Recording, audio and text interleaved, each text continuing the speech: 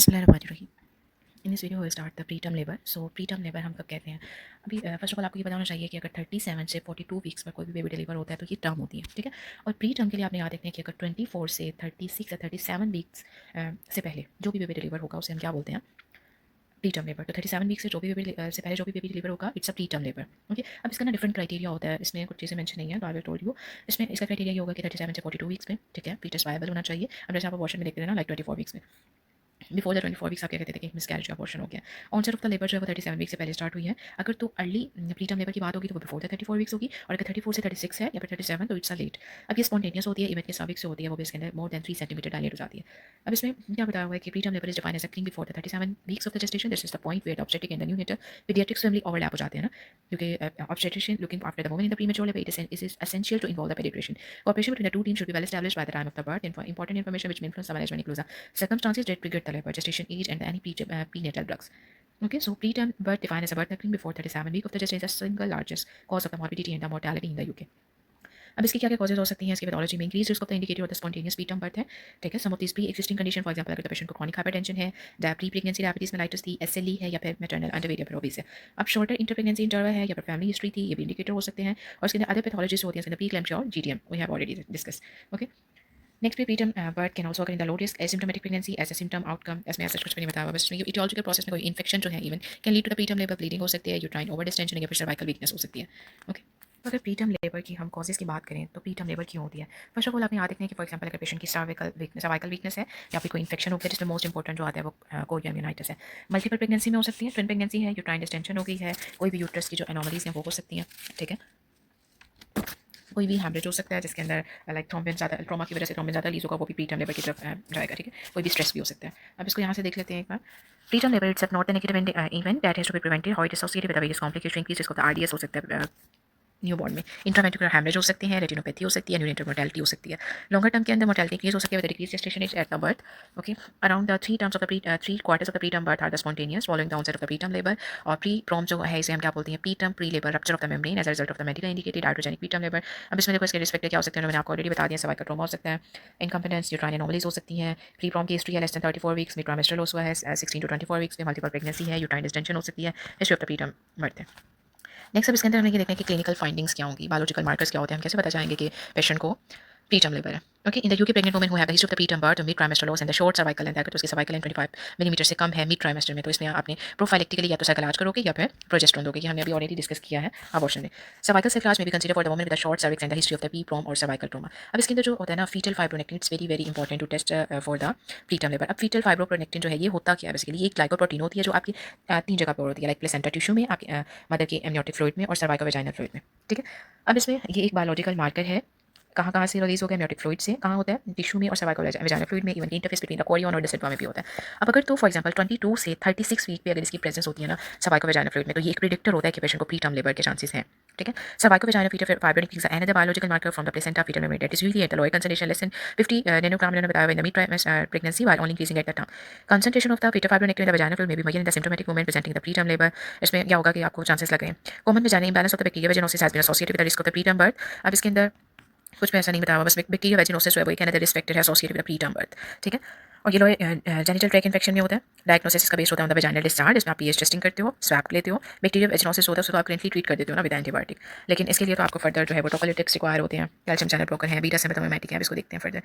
इसमें infant born premature before 37 weeks are the risk of the RDS, of course prenatal, जब अगर premature preterm delivery होती है तो आपने बच्चे को कॉर्टिकोस्टेरॉइड देने होते हैं। ओके, इसमें ऐसा इतना अच्छा नहीं बताया हुआ, इसको मैं आपको किसी एक और पीडीएफ है उससे बताती हूँ। अब जो प्री टर्म लेबर होती है आपने इसको कैसे डायग्नोस करना होता है?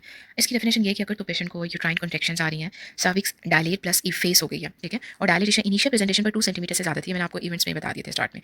इसकी कन्वेंशनल डेफिनेशन ये है कि अगर यूट्राइन जो कॉन्ट्रैक्शन है वो 20 मिनट्स में 4 या 4 से ज़्यादा है और 60 मिनट्स में 8 या 8 से ज़्यादा है, ठीक है। अगर तो सर्वाइकल की डायलेटेशन 3 सेंटीमीटर से ज़्यादा है, लेंथ उसकी 2 सेंटीमीटर से कम हो गई है और फीटल फाइब्रोनेक्टिन जो है वो 50 से ज़्यादा हो गया है, तो क्या है? डायग्नोस करोगे प्री टर्म लेबर। अब इसको मैनेज कैसे करना होता है? अगर तो ग्रेटर देन 34 वीक्स पे है तो आप पेशेंट को क्या दोगे?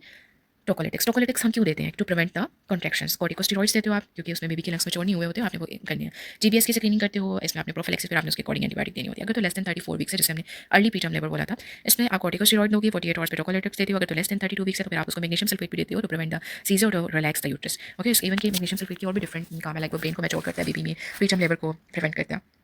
अब GPS screening done in all the pregnant females में आप स्वैप लेते हो 36 से 37 वीक्स में। अगर तो पॉजिटिव आ गया तो आप उसको आईवी पेनिसिलिन दोगे, क्लेटामाइसिन और वेंकोमाइसिन, क्योंकि ये न्यूनेटल सेप्सिस के चांसेस में बढ़ जाते हैं। अब जीपीएस प्रोफाइलिक्सिस के इंडिकेटर्स हैं, अगर तो कल्चर आपने करवाया वो पॉजिटिव आ गया, अगर तो प्री प्रेगनेंसी की उसमें प्रो प्रेगनेंसी की हिस्ट्री है प्रीटर्म लेबर की, और know to be done the preterm labour और द जीपीएस प्रोफाइलिक्सिस जो है आपने प्रीटर्म लेबर और प्री प्रॉम के अंदर नहीं देनी, ठीक है। अब इसमें नेक्स्ट को कॉर्टिकोस्टेरॉइड्स आपने क्यों देने होते हैं, corticosteroid accelerate lung maturity, अब आपने बीटा और डेक्सा दोनों को याद रखना है। बीटा जो है ना वो आपने 2 इंजेक्शन देने होते हैं, डेक्सा के अंदर 4 देंगे, ठीक है। बीटा की है जो 12 मिलीग्राम देते हो, ईच 24 और अपार्ट। यहाँ पे देखा होगा जब इस तरह की प्रीटर्म के लेवल के पेशेंट्स आते हैं तो आप उसमें की देते हो ना, पहले अगर तो बीटा मेथासोन है तो आप उसको कहते हो कि हर मतलब आज लगेगा और फिर कल उसको 24 आवर के बाद लगेगा, रिपीट होगा 12 मिलीग्राम। लेकिन डेक्सा मेथासोन है तो उसमें आपने 6 मिलीग्राम जो होता है वो हर 12 घंटे के बाद देना होता है और 4 इंजेक्शन, ठीक है। अब ये कॉर्टिकोस्टेरॉइड्स आपने किसमें नहीं देने, कोरियम यूनाइटिस में। इसका एक्शन जो होता है वो ऑलमोस्ट 48 आवर्स के बाद स्टार्ट होता है आफ्टर द फर्स्ट डोज, ठीक है।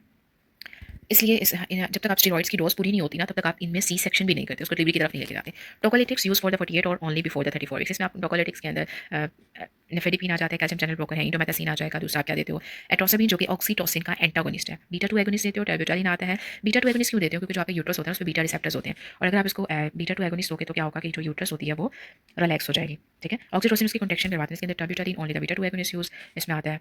रेट्रोड्रीन है, इसमें आप मैग्नीशियम सल्फेट भी देते हो। मैग्नीशियम सल्फेट हमने वैसे एक लेक्चर में देखा था, आपने याद रखना कि मैग्नीशियम जो सल्फेट होता है ये प्लेसेंटा में ब्लड फ्लो को कम करता है, सेरेब्रल पाल्सी के रिस्क को कम करता है, न्यूरोनल एक्साइटेबिलिटी को कम करेगा, ठीक है, वेसोडाइलेशन को कम करता है, इन्फ्लेमेशन को भी कम करता है। Okay, according to the ECO जो गाइडलाइन जो है, अगर लेस देन 32 वीक्स है तो आप इसमें इंडोमेथासिन देते हो। Not use greater than the 32 weeks, इसमें इंक्रीज रिस्क होता है प्रीमेच्योर। इंडोमेथासिन अगर आप दोगे तो पीडीए के रिस्क के चांसेस हो जाते हैं कि वो क्लोयर हो जाएगा उसका। 32 से 34 वीक्स में आपने फेडिपिन ये हार्ट डिजीज है, अगर टोकोलिटिक ऑफ द चॉइस है वो हार्ट डिजीज के अंदर आपने फेडिपिन देना होता है अगर पेशेंट को कोई भी हार्ट डिजीज है। टोकोलिटिक्स की कॉन्ट्राइंडिकेशन क्या होती है, अगर तो 34 वीक्स से ज़्यादा है और या तो आईयूडी है, ओके। फीटल एनोमली है, कोरियम एमनाइटिस होगा तो आप जल्दी से टर्मिनेट कर दोगे प्रेगनेंसी को। एब्सोल्यूट कॉन्ट्राइंडिकेशन फीटल एनोमली है, एम्यूनाइटिस है, ठीक है।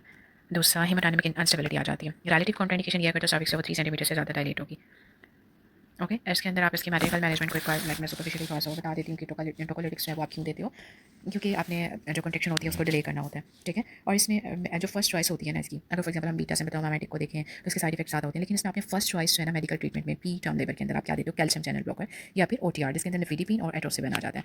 अब जो बीटा सिम्पटोमेटिक्स हैं, बीटा 2 एगोनिस्ट जो है वो हम क्यों देते हैं, वो भी देते हैं, मैग्नीशियम सल्फेट भी देते हैं। उसमें मैंने आपको बताया कि ये बेबी के ब्रेन को मैच्योर करता है, सेरेब्रल पाल्सी के रिस्क को कम करेगा, वेसोडाइलेशन को कम करता है, इन्फ्लेमेशन को कम करता है। दूसरा हम इसमें एनसेड देते हैं, लेकिन इंडोमेथासिन जो है वो जो नेक्रोटाइजिंग एंटोकोलाइटिस के चांसेस और इसको बढ़ा देते हैं, और दूसरा ये पीडीए भी कॉज करते हैं, ठीक है। नेक्स्ट पर इसके अंदर कैल्शियम चैनल ब्लॉकर जो कि फर्स्ट लाइन हम देखते हैं, या फिर oxytocin receptor antagonist, corticosteroid therapy देते हैं, बीटा मेथासोन और डेक्सा। बीटा जो है वो उसकी 2 डोजेस लगती हैं और डेक्सा की 4 डोजेस लगाते हैं, ठीक है।